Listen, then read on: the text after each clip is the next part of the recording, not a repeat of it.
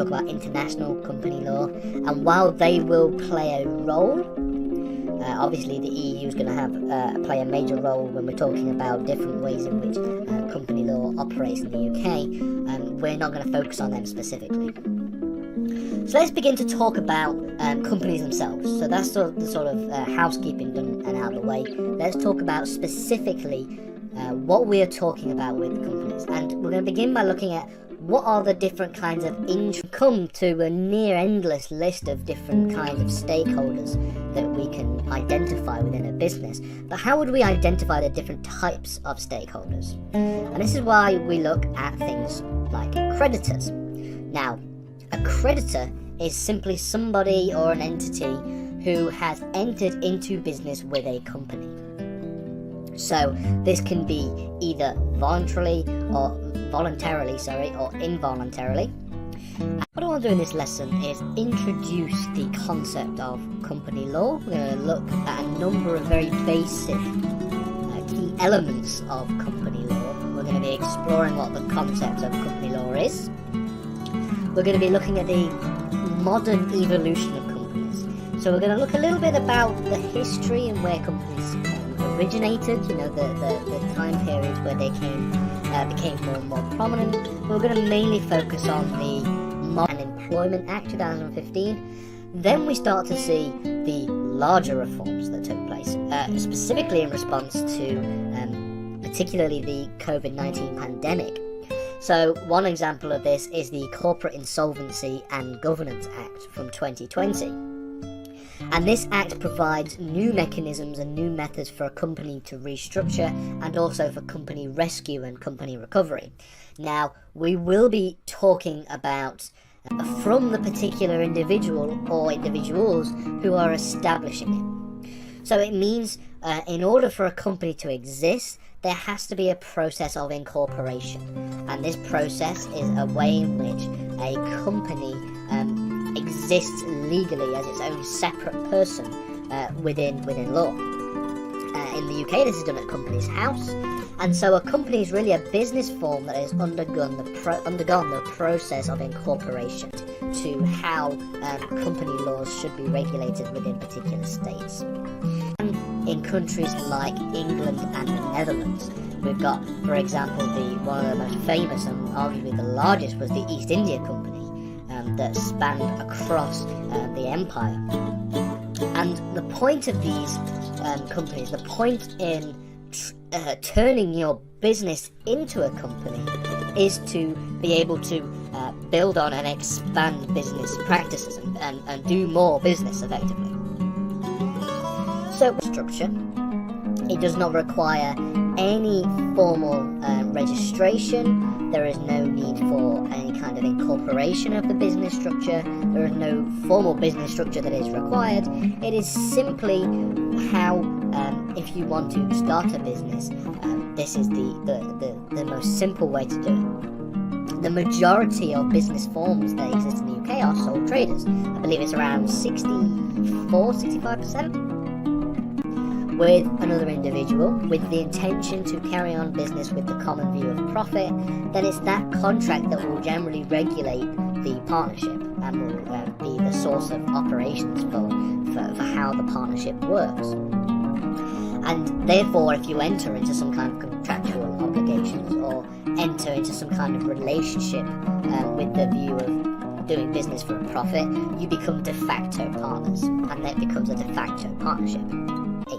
Now, we will be referencing the Companies Act a lot throughout this series of lessons, obviously, but the Companies Act itself is particularly huge. It's a very, very, very big, thick, dense piece of legislation, so I wouldn't encourage anybody to read it from start to finish, but we will be referencing all the important parts throughout.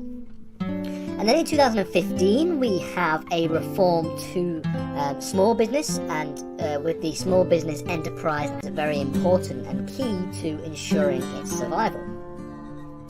So, really there are three that we're going to talk about, three business structures that we're going to focus on. We're going to focus on the concept of the sole trader or the sole proprietor, the concept of a partnership, and then finally the concept of a company. And we're going to distinguish what all of these different things mean. So, sole traders or sole proprietorship is really the most informal form of business debt, is that there are no protections if this particular business fails. So if you accrue debts throughout the operation of your business, which is something that generally happens all the time, it's a natural part of business, you accrue debts. Well then, if you are unable to pay said debts, you cannot have those debts written off in the form of bankruptcy proceedings. You'd have to pay that out yourself.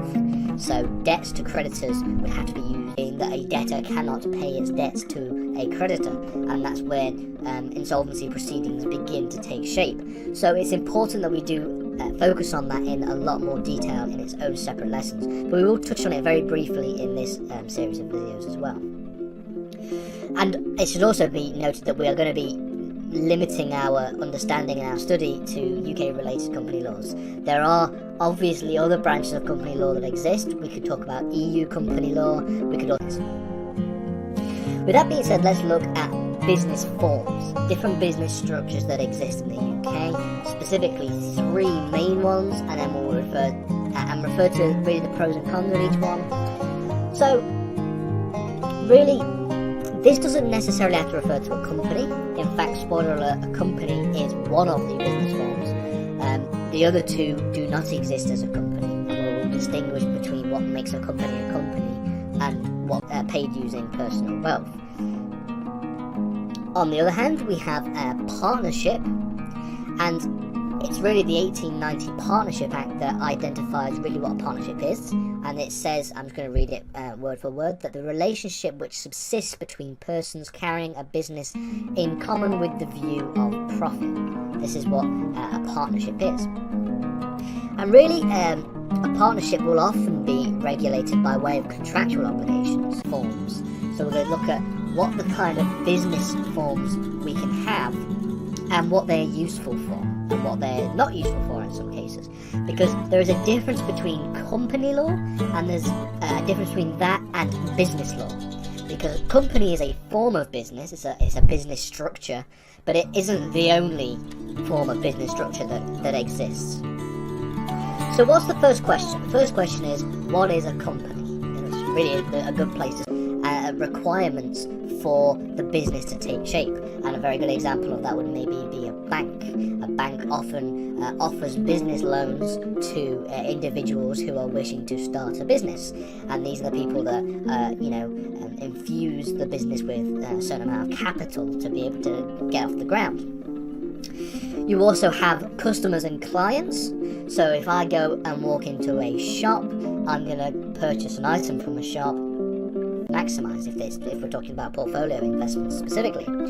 Employees as well, they have interests within business structures because they are relying on the business to pay them a particular wage for particular work, for particular labour.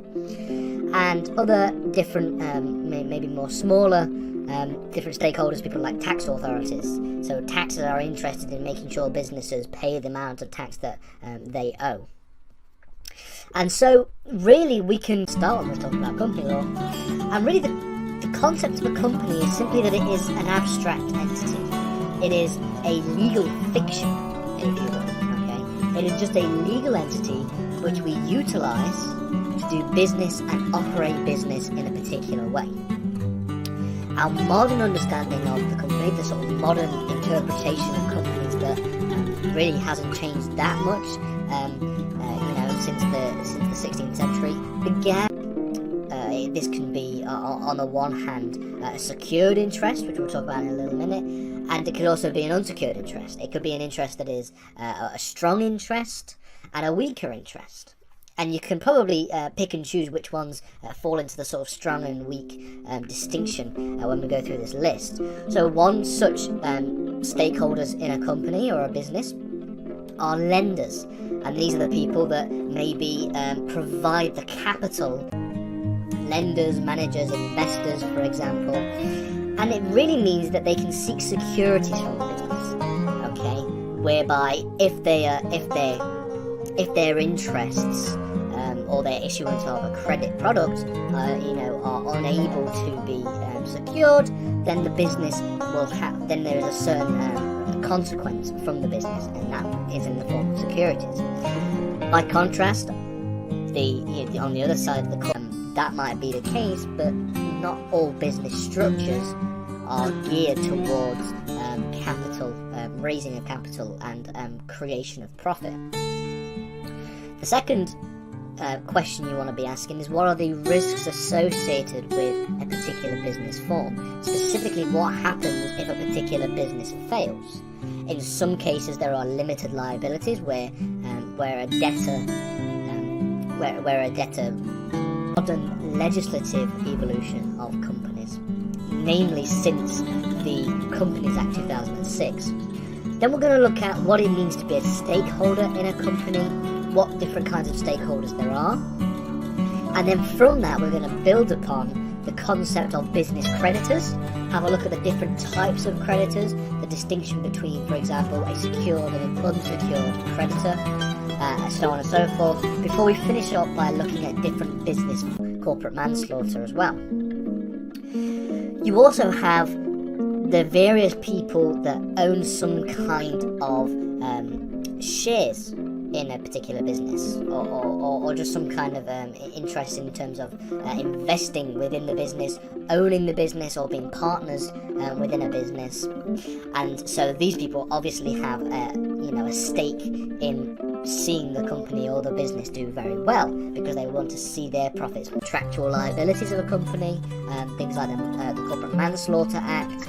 And you've also got regulation from supranational institutions like the European Union, mainly EU directives, and a few pieces of EU case law as well from the ECJ.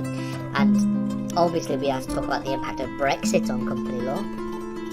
And then you've also got a number of international law regulations that seem to act as sometimes more of a guide, and it exists separately from the people who are running the business.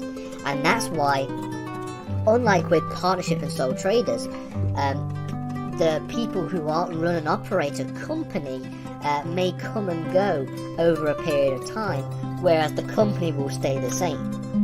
You cannot say the same for a sole trader or a partnership. If somebody decides to retire from a partnership, or if they're a sole trader and they decide to retire, and obviously you can probably imagine the implication of Brexit on overseas companies operating within the UK.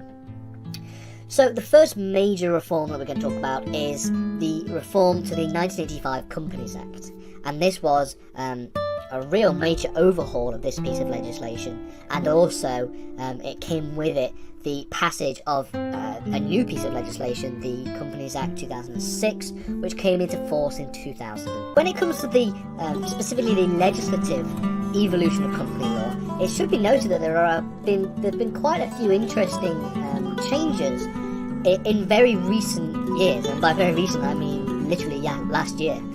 So really we're talking about since 2006, because it's important that we look at the sort of modern evolution of company law, because company law changes quite a lot.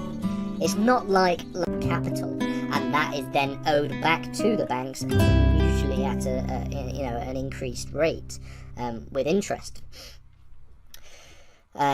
On the other hand, you have people like customers who tend to be weaker creditors. They have less of a position within the business. They're not as integrated within the business if you're simply just purchasing a good or service from the business.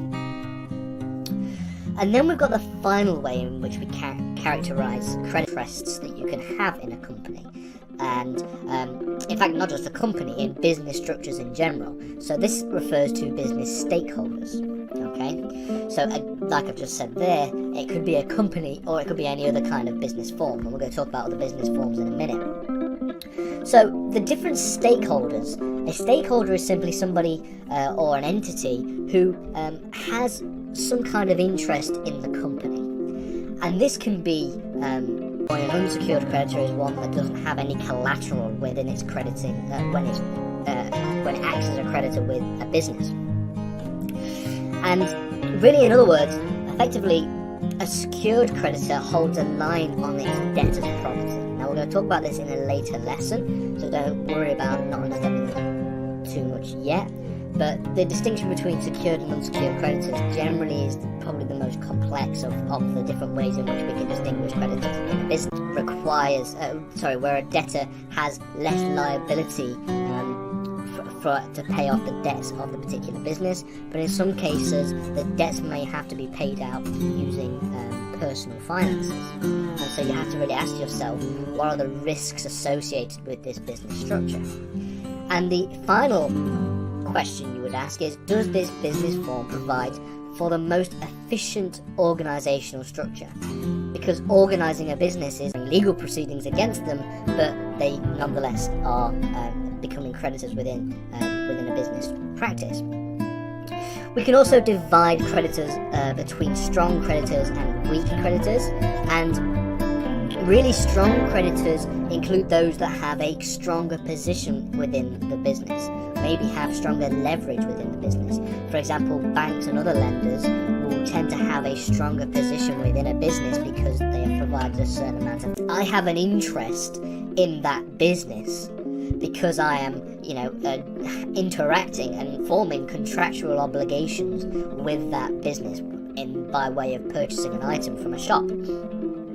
You could also talk about tort and crime victims. So people who have been wronged by the business will have an interest in seeing that come to some kind of justice, whether that be a tort or whether that be a crime, a criminal procedure. We'll talk about. And they're mainly used for very small businesses, sometimes referred to as micro businesses. And these are generally, if you are, for example, a plumber, and you are a single, self-employed, you work on your own, you tend to be a sole trader because there is, less need for a larger business structure when you're a one-person operating and doing business around the country, for example. One consequence of a sole trader type of business structure I want to use legally to operate my business, then I have to really ask myself three questions. The first is, will the chosen business form facilitate the raising of required capital for the particular business? Or in other words, will the business form, will it meet the capital requirements? Because for some businesses, it requires the creation and the raising of capital. And just like with a sole trader, there is no protection from the debts to creditors if a business fails. However, unlike with a sole trader, the liability to the creditors would be shared across however many people, the partnership itself. So finally, let's look at the main one we want to talk about, and this is a company. Okay. Now, a company exists as a separate legal entity, and these are secured and unsecured creditors. Now, this is a little bit more complicated, but a secured creditor are ones who are associated with an issuance of credit or product that is backed by a certain amount of collateral. Now, it's better probably to use some examples. So, they generally refer to voluntary creditors, people who, voluntarily enter into some kind of relationship with the business. So it's, again, it's a very informal way of operating business practices in the United Kingdom. It's very similar to a sole trader, except in the sense that there are more than one of you. But at the same time, there is no need for incorporation or anything like that. And like it says here, a partnership may be regulated using contractual obligations. So, for example, if you enter into a contract, and this doesn't necessarily have to be a written contract, okay, land law or law of tort, where there are obviously lots of changes that take place, but the base structure and the basic principles tend to remain pretty much the same for a long period of time. Company law is very different. Company law changes a lot, and especially when it comes to the implication that different constitutional reforms has on the business world and on business practices. A very good example of that is Brexit. Corporate insolvency and bankruptcy law in this series of videos, but what I want to do specifically is focus on them in more detail in their own series of lessons, because technically corporate insolvency law is different to company law. It relates to business practices and it relates to companies, but corporate insolvency is a very specific environment that takes place after a number of things happen, and the main one makes it not a company later on. So really, each business form operates in a certain way for a particular purpose. Now, they're generally tailored towards different types of business operations that people might want to partake in. So there are a number of factors that contribute to somebody choosing a particular business form. So if I want to start a business, okay, and I want to try and pick this, and an example of a voluntary creditor would be something like a lender in a bank. So a lender in a bank voluntarily, provides a certain amount of capital for a particular business.